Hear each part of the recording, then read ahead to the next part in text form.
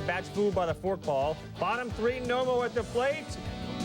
Yay! To right center, and the outfield playing in has to go out. A double.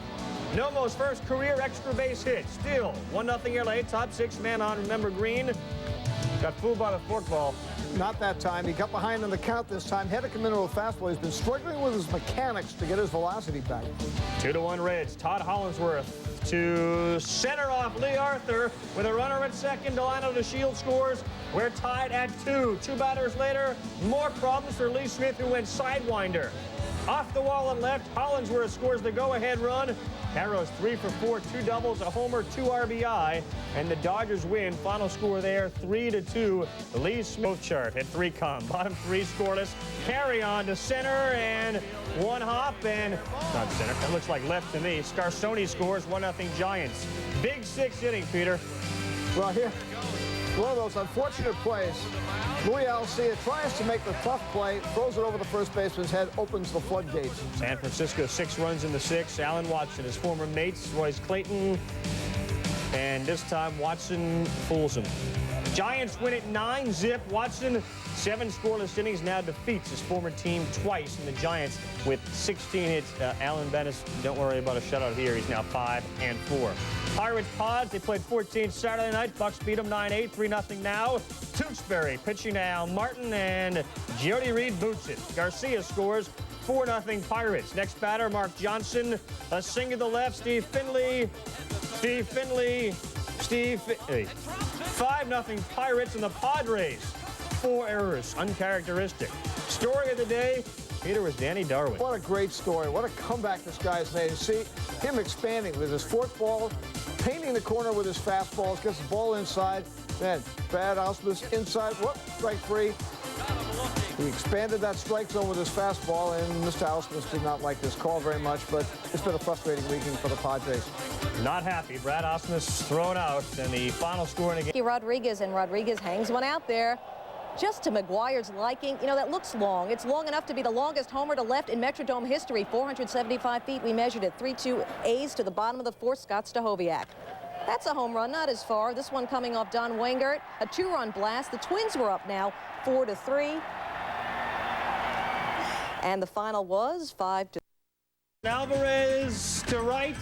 Billy Ripken and Alomar on, though Alomar was not on courtesy of a hit.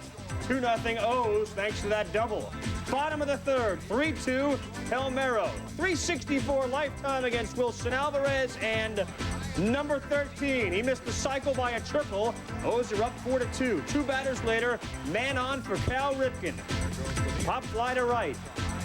Deep to right. Get out of here. It leaves. 6-2 O's, and then things fell apart from Mussina, Peter. Well, one of the things he tried to do, Carl, was be down in the zone, try to get more easy outs, but there the ball up a little bit to Danny Tartable. Of course, in this ballpark, the way balls are flying, it's hard to know what's really a mistake and what, well, that one is. Breaking ball that hung up, down into the corner. Very rough outing as Mussina's ERA goes up over 550. That side of the 6, 2 batters later, he left another one up for Ventura. He gets the RBI, 7-6 lead now for the White Sox. Remember, it was 6-2. 3 2/3 from Mussina, 11 hits, 9 earned runs. The big hurt. White Sox up 10-9. Change that. Career home run number 200. It is 12-9 Chicago. Bottom of the 8th, Alomar 0 for 3. 22-game hit streak on the line, and Karchner gets him to fly to left, and the hitting streak is over. Final 12-9. So much of the previous performance dictating what you do in the losses in a hole early, thanks to Albert Bell facing Jason Grimsley, the former Indian 3-0 Tribe, his 24th. Top 4, 4-1 Indians, Garrett Anderson.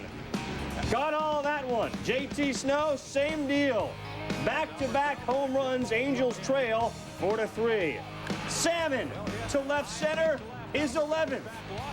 6-5 Angels, that one off Eric Plunk. Bottom 9 now, still 6-5. Percival in to try to close it. Lost it on 3rd with 1 down. Baerga, deep to right field. Lofton would score on the sac fly. We're tied at 6. Now in the 11th, the Angels are threatening. Man on 3rd, Jose Mesa. Damian Easley, and Latchman calls for the suicide squeeze. And Snow in a rundown is out. Top 13 tied at 6. The pitcher, Ryan Hancock, to right in his first plate appearance.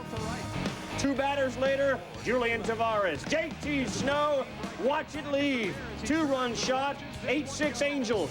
Bottom 13, men on first and second, and Kenny Lofton up. Ryan Hancock, what a day for him.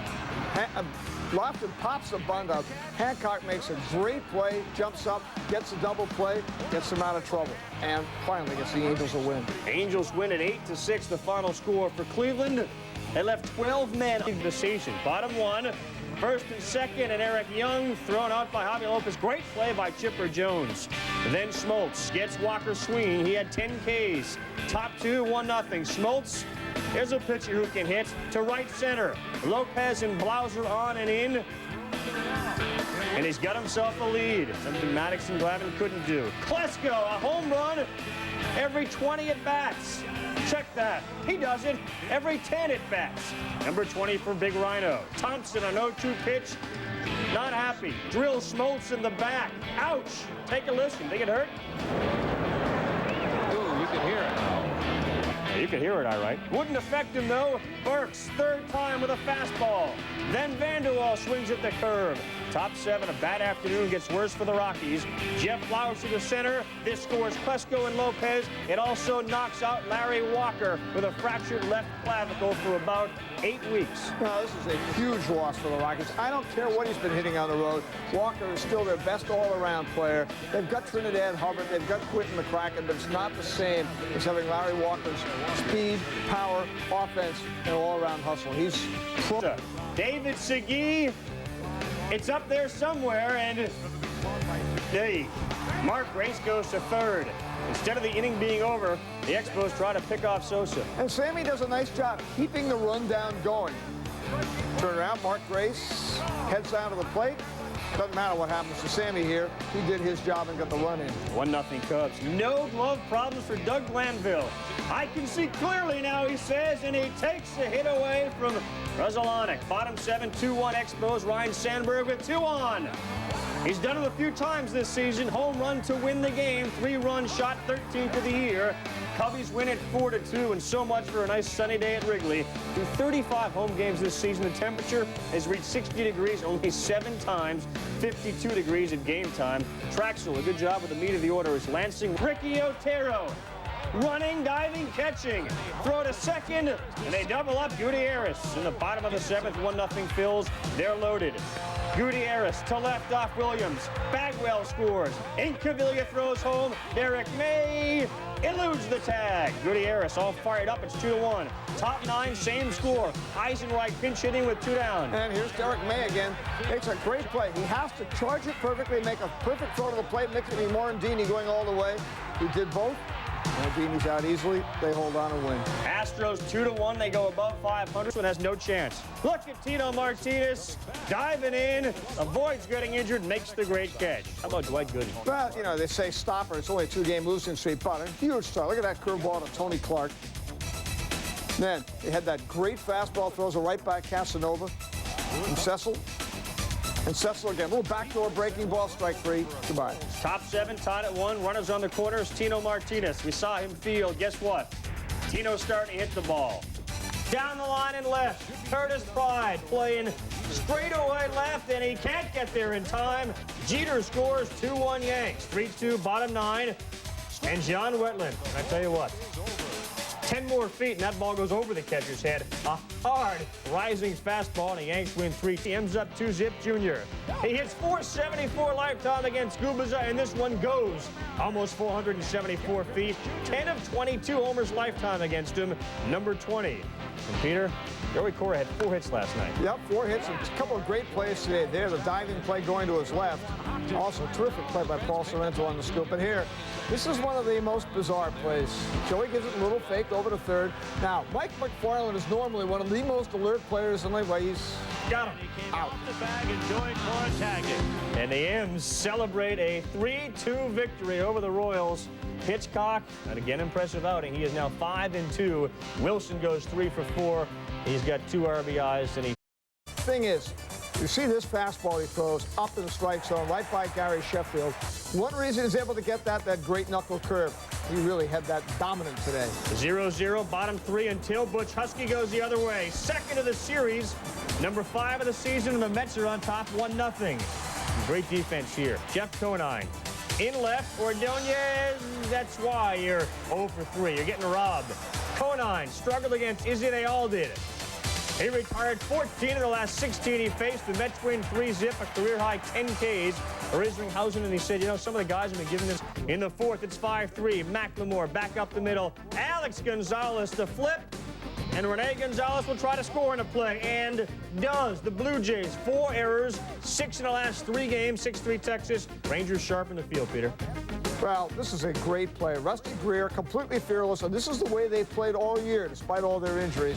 Game-saving catch by Rusty Greer. Final score is 8-6. Texas a winner over Toronto. Hansen, the loser, dropped to 6-8. Give Witt the win. He is now 6-4, and Green 2 for 3, 3 RBI. Brewers, Bo Sox at Fenway, top 4. Milwaukee up 5-4. Listash on first, runs on the pitch, works perfectly.